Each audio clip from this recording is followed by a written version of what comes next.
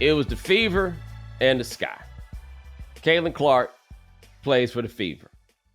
Angel Reese plays for the Sky. There was a bit of a tussle. It did not get so far as to be a kerfuffle. It definitely was a tussle. Maybe you have seen it.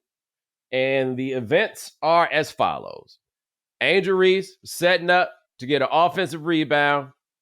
She pushed a woman in the back with two hands and then got the offensive rebound. Once she got it, she brought the ball down too low. Caitlin Clark hacked her across the arm and then gave her a bit of a push after the fact. Caitlin Clark did that thing where you walk away from somebody but keep on looking at them, which is not gangster. Angel Reese, however, a little bit more gangster than that, tried to come at her. It was a thing. Leah Boston broke up the little tussle. And Ryan, it's like World War III happened. We're back the exact same place we were all of last July. It is Larry Holmes and Jerry Cooney 4-5 times a year when those two teams play against each other. And you brought this up before the show, but they play each other so often. Yes. This might be almost like the 10th or 12th time they've played in a nationally televised game already in the second year of their careers. So if you count college, right? Like I think they played 4 times last year. They played the 2 games in college. And actually, that's on national television. Keeping in mind, don't forget, Angel Reese played at Maryland before she transferred to LSU. Maryland, which you can easily forget, is in the Big Ten.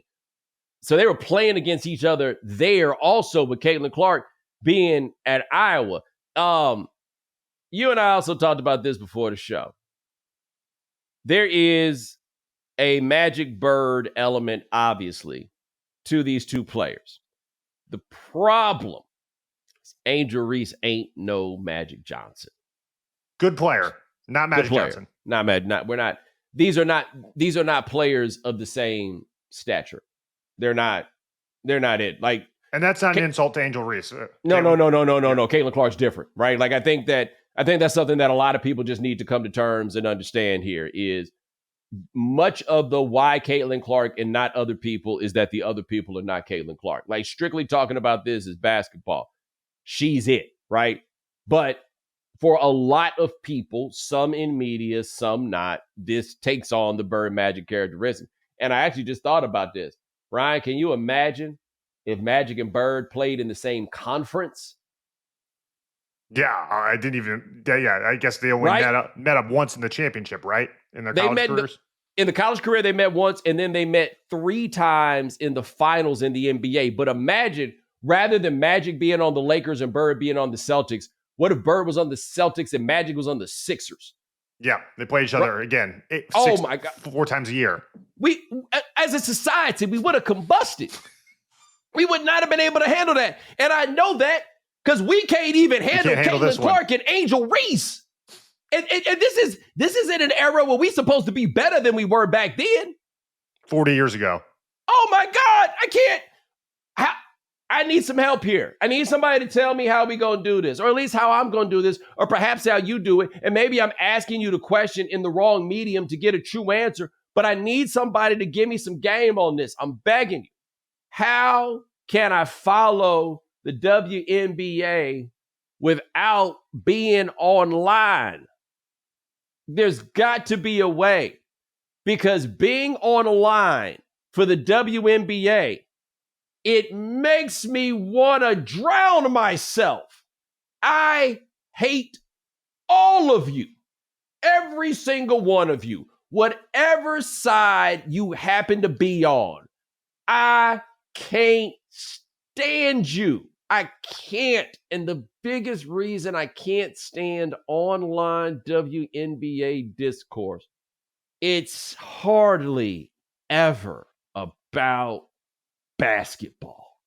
Even when it doesn't involve these two, it just does not feel, when I consume the things that I see. And maybe I'm hanging out in the wrong places, and maybe I'm hanging out in the wrong circles. That's why I'm coming here asking y'all for a little bit of help. It hardly ever seems to be about basketball.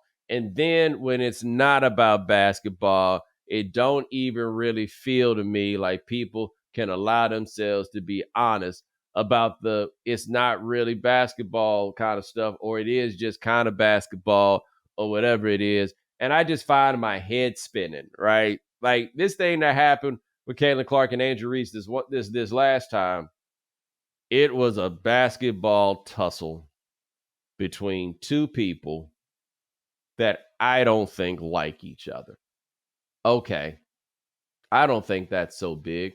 You want me to tell you two people in the NBA who don't like each other and haven't liked each other for a long time? Victor Wembanyama and Chet Holmgren. They do not like each other. Everybody knows that they do not like each other. That is going to be a story and a theme for a long time because they're going to play each other a lot. I think most of us presume that the Spurs are going to become very good and be a competitive team with the Thunder, and they can't stand each other. That is going to make things better. I enjoy seeing people who don't like each other play basketball, and they play the same position. Okay.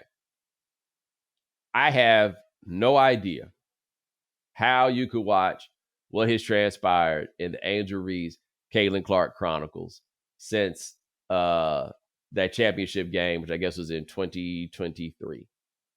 I don't understand how you could have watched this and think for a second that Angel Reese does anything other than dislike Caitlin Clark. I just don't know what you're watching. You don't need to get into extreme terms like hate, I suppose, right? You don't need to take it to some deeper molecular level, but it is obvious, right? She don't like her get down. And it seems obvious to me that Caitlin Clark does not like hers. And even if you don't have the greatest evidence that she full on does not like her get down, you wouldn't like her get down if you were in the same position. Okay? That push that Caitlin Clark gave her and that look she gave her, come on, man, it's beef. I love beef. Y'all won't even let me enjoy the beef because it turns into them big ass words somebody taught you in college. I don't want to use your college words. I don't want that. I don't need that. If I got to talk about this with any word that got more than 3 syllables, stop. I want you to stop. I hate it. But that's a function of the onlineness of it all more than it is anything else, right?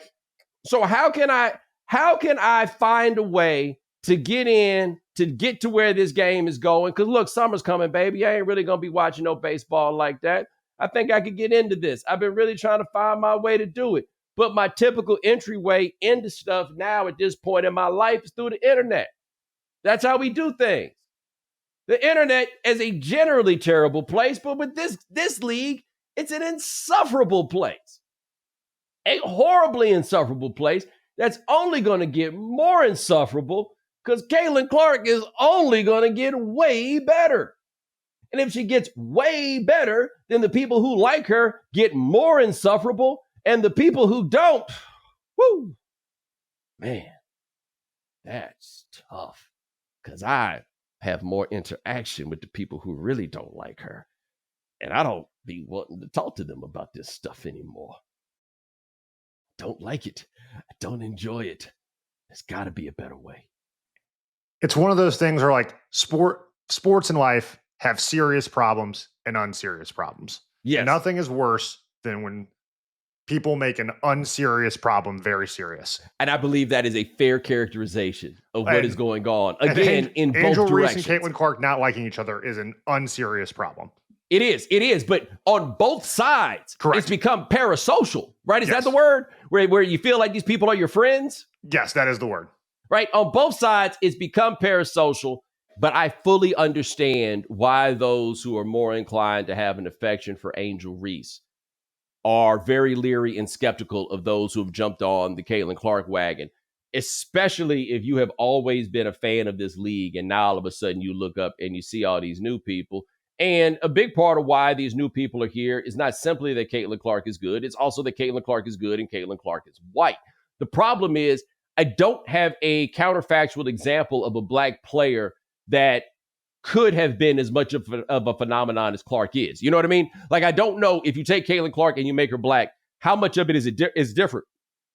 I could hypothesize, but I don't really have a piece of evidence in historical precedent that I feel like lets me know, well, this happened and then this. I don't quite have that. What we have is how it feels and how uncomfortable it can feel at times when the wagon gets behind Caitlin Clark so strongly, and then against Angel Reese just as fervently, right? And then stuff like when you see Portnoy is showing up for games, and Portnoy himself, for reasons that he has earned, becomes an avatar in the eyes of those more inclined on the Reese wagon to look at him and be like, oh, that's what's going on there. You've got whatever is happening in the crowds in Indiana, which is a place where crowds have had a historical track record of alleged racism. If you watch, I believe the name of the doc was Winning Time, the Dan Flores 30 for 30 on the Knicks-Pacers rivalry, and showing the crowd at Market Square Arena with people having signs talking about lynching the Knicks.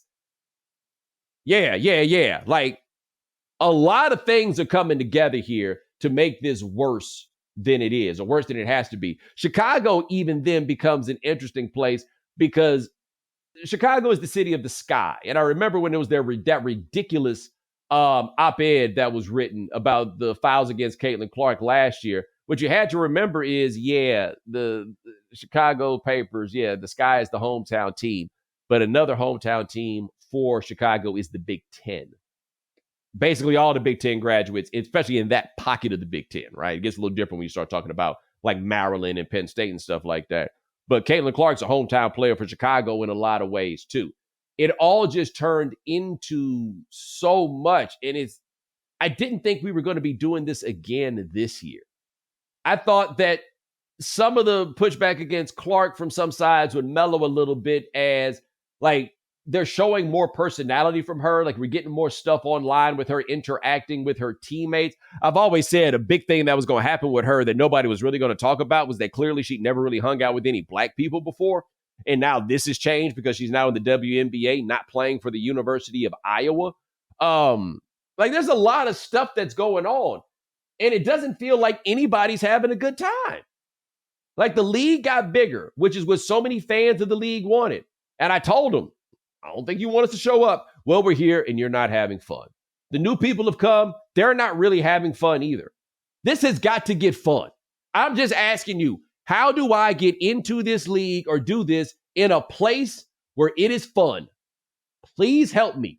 Anybody that's got a guide for doing it, let me know what it is, because I can't do it if it's going to feel like this.